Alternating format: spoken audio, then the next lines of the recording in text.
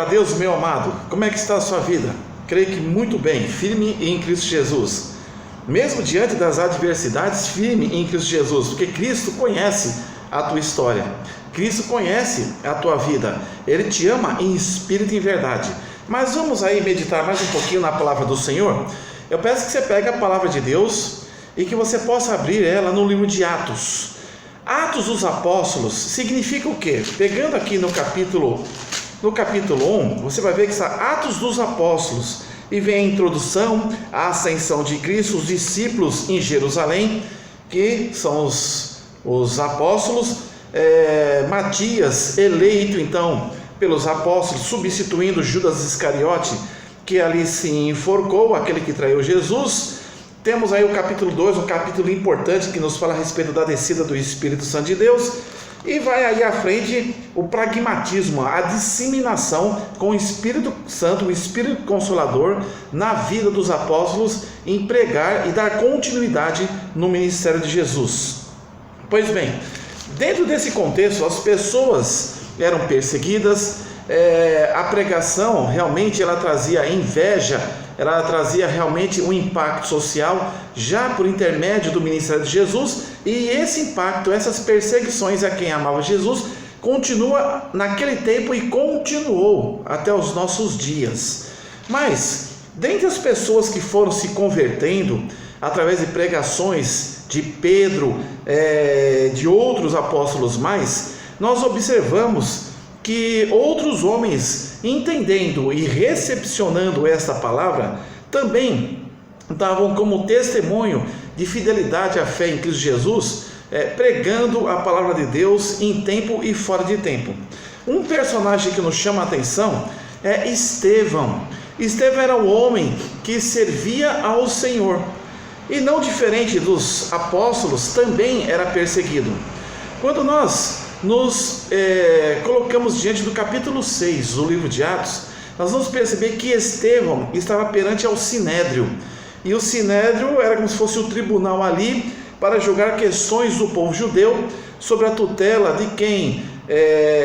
Dos líderes da igreja, do sacerdote, a exemplo de Caifás, a exemplo de Anás. Pois bem, então, olha para você ver no capítulo 6, versículo 8 de Atos, a respeito de Estevão, rapidamente diz assim: e Estevão, cheio de fé e de poder, fazia prodígios e grandes sinais entre o povo. Versículo 9, e levantaram-se alguns que eram das sinagogas. Olha só, nós tínhamos então pessoas da sinagoga, que estudavam os rolos, a palavra de Deus, a Torá, a lei de Moisés, que Deus inspirou a Moisés, Gênesis, Êxodo, Levíticos, Números e Deuteronômios. E diz aqui que levantaram-se alguns que eram da sinagoga.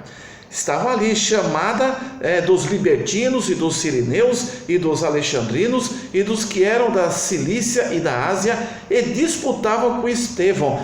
Aqui nos mostra um quadro de inveja, porque na verdade tem aqueles que estão dentro da casa do Senhor, então aqueles que aparentemente são servos do Senhor, mas tem inveja, não tem a unção do Senhor Jesus, não tem a bênção do Senhor Jesus. Aconteceu com o sacerdote, aconteceu com quem? Com Caifás, com Anás, que incitaram o povo para que crucificassem Jesus. Quantas pessoas nos nossos dias, no século em que vivemos, nós somos perseguidos porque existem pessoas que nos invejam? Que culpa temos nós se nós buscamos a cada dia a presença do Senhor e buscar essa presença em espírito, e a palavra-chave é verdade? Não somos perfeitos, temos pecados, mas o nosso histórico, olhando para trás, o nosso memorial, faz com que as pessoas sintam algo que não as agradam. Isso é o espírito de inveja. Se você tem inveja de algum irmãozinho da tua igreja, meu querido, lembra que Jesus te deu dons e talentos delegados por Ele. Para com esse espírito de inveja. Você é bênção de Deus. Siga o teu caminho, o teu ministério. Vá para frente. Aqui Estevão De maneira que essa inveja foi tanto que maquinaram uma situação de mentira, colocando palavras perante o Sinédrio, perante então os líderes da sinagoga, que Estevão estavam pregando coisas distorcidas a respeito da palavra de Deus. Infelizmente, nós observamos que Estevão esteve numa situação confusa, difícil, perante essas perseguições, aliadas aos chefes da sinagoga, aliadas a quem? Aos sacerdotes, ao sumo sacerdote, e ele teve que fazer a sua apologia, de fazer a sua defesa. E então Estevão, compreendedor de toda a história do povo de Deus, ele fez um grande relato do livramento de Deus perante o povo de Israel ali no Egito, até então a entrada em Canaã. Contou toda a história das maravilhas de Deus, do poder de Deus, mas adiantou? Quem tem venda nos olhos, só o Espírito Santo para tirar. Pois bem, certa feita, mesmo esse servo de Deus, como no capítulo 6, versículo 8, relendo, nos diz assim: Estevão, cheio de fé. Estevão era um homem cheio de fé e de poder, fazia prodígios e grandes sinais entre o povo, claro, em nome de Jesus. Mas não adiantou. A perseguição foi tanta, não adiantou aos olhos dos perseguidores, não adiantou aos olhos daqueles da sinagoga, não adiantou aos olhos daquele que, entre aspas, falavam de Deus, pregavam o Evangelho. Mas teve a morte de Estevão, e você percebe isso, vamos ali, no capítulo, deixa eu ver se o capítulo 7, versículo 58 de Atos, nos diz assim: E expulsando-o da cidade, o apedrejaram, que era Estevão. Ele não fazia nada a não ser pregar as boas novas do Evangelho, pregar o arrependimento, mas as perseguições eram tamanha que vinham de todas as sortes de pessoas, inclusive especialmente daqueles que eram da sinagoga, que estudavam a palavra de Deus, o Velho Testamento. E diz aqui no capítulo 7 de Atos 58: E expulsando-o da cidade, o apedrejavam, e as testemunhas depuseram as suas capas aos pés de um jovem chamado Saulo. Então, a morte de Estevão, ele foi apedrejado porque ele fazia o bem, ele foi apedrejado porque ele falava de Jesus, ele foi apedrejado porque a boca dele não ficava fechada, ele foi apedrejado que viu que Jesus foi a maior bênção na vida dele, e que ele tinha a obrigação de não de reter essa bênção para si, mas de falar a outrem. Você tem falado de Jesus a outras pessoas? Você tem falado da própria boca? Você tem tocado nas pessoas? Você tem abraçado as outras pessoas? Quantas pessoas você pode ser como instrumento do Senhor de ter levado a Cristo, não para a sua glória, mas como instrumento do Senhor? Quando você começar a fazer o papel que Deus lhe designou, o mesmo que fez com a grande comissão, separando de 2 em 2 os apóstolos, assim Deus quer que você faça. Mas quando você começar a colocar a planta dos vossos pés fora da tua casa, do teu recinto, do teu aconchego, da tua proteção, e se deparar nesse mundo tempestuoso, os invejosos virão contra a tua vida, os lunáticos virão contra a tua vida, as prisões virão contra a tua vida, as acusações falsas virão contra a tua vida. Você está preparado para isso? Se não, busque Jesus e creia que nele, mesmo fora da tua casa, mesmo fora do teu aconchego, mesmo fora do teu reduto social, Deus lhe protegerá como vaso de honra do Senhor. Mas aqui, no capítulo 7, versículo 58, nos diz que Estevão foi expulsado da cidade e morte de apedrejamento, e as testemunhas depuseram as suas capas aos pés de um jovem, olha a palavra, jovem chamado Saulo,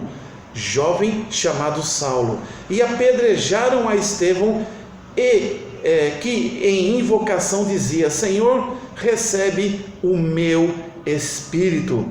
Homem de Deus, mesmo apedrejado por aqueles que eram pecadores, invejosos, injustos, ali no 59 do capítulo 7, Estevão dizia: e apedrejaram a Estevão, que em invocação, mesmo apedrejando, mesmo sofrendo dores, cacetadas, machucados terríveis, porque não era uma pedra só, eram várias sucessivamente, dizia: Senhor Jesus, recebe o meu espírito. E pondo-se de joelhos, clamou com grande voz: Senhor, não lhes imputes esse pecado. E tendo dito isso, adormeceu, morreu. Mas neste contexto, apreciando o apedrejamento, estava um jovem chamado Saulo. Quem foi esse Saulo? Era alguém que não tinha Cristo no coração, era alguém que tinha uma vida totalmente desregrada, era alguém com certeza que não tinha o amor de Deus e nem o Espírito Santo, era alguém que não tinha realmente entendimento do plano da salvação de Jesus, era alguém que nunca tinha lido as leis de Moisés, era alguém que realmente desprezava o amor de Deus. Mas começa uma grande história na vida desse homem, que pode acontecer também na sua vida. Então, o que acontece? No capítulo 8 nos mostra a respeito de uma situação. Olha o versículo 1, como começa a ter um destaque esse jovem Saulo na vida dele próprio e também na vida dos cristãos que estavam ali sendo perseguidos, assim como foi Estevão, que chegou a ser apedrejado à morte. Então, no capítulo 8 de Atos diz assim: e também Saulo consentiu na morte dele, ficou inerte, ficou omisso, e fez-se naquele dia uma grande perseguição contra a igreja que estava em Jerusalém. Você em Cristo tem sido perseguido? Você já sofreu alguma perseguição no seu emprego, que você devesse pedir a conta, ou esperar que fosse mandado embora, porque olhavam para você com maus olhos de cristão? Então, e fez naquele dia uma grande perseguição contra a igreja que estava em Jerusalém, e todos foram dispersos pelas terras da Judeia e de Samaria, exceto os apóstolos.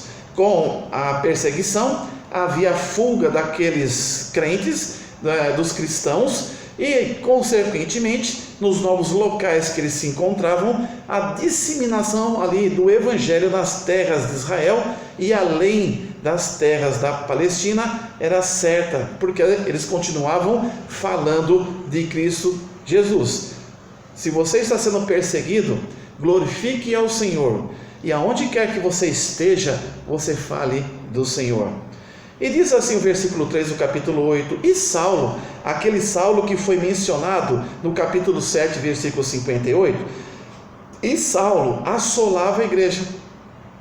Ele, além de participar por omissão as vestes de Estevão sendo colocadas sobre os seus pés, Saulo passou então a ser um perseguidor da igreja, como nos mostra no capítulo 8, versículo 3. E Saulo, ele assolava a igreja, entrando pelas casas e arrastando homens e mulheres, e os encerrava na prisão. Olha o texto pesado.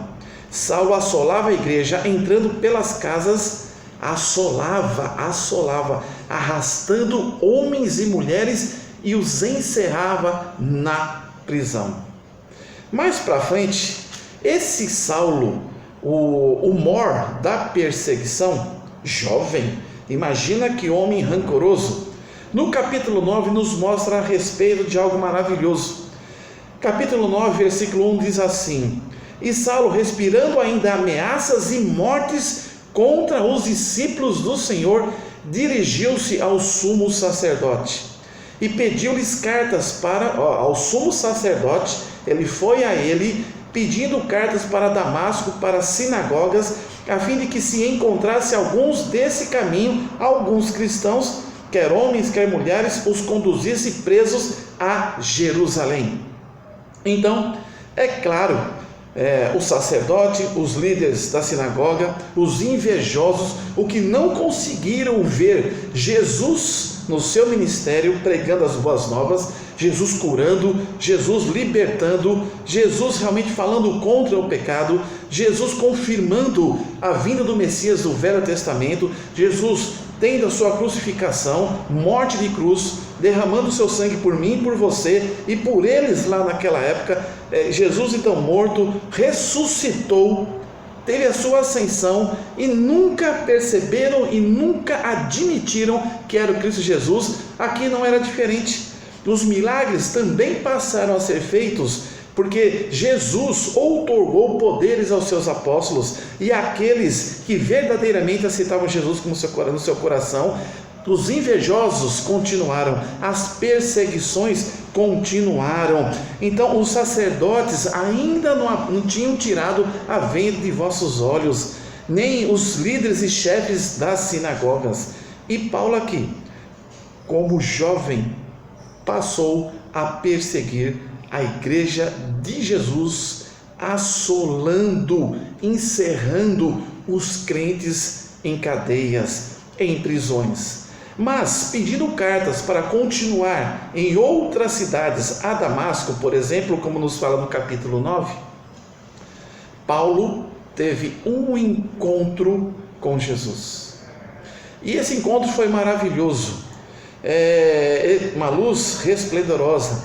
Paulo ficou ali estupefato, ficou ali realmente com medo do que estava acontecendo.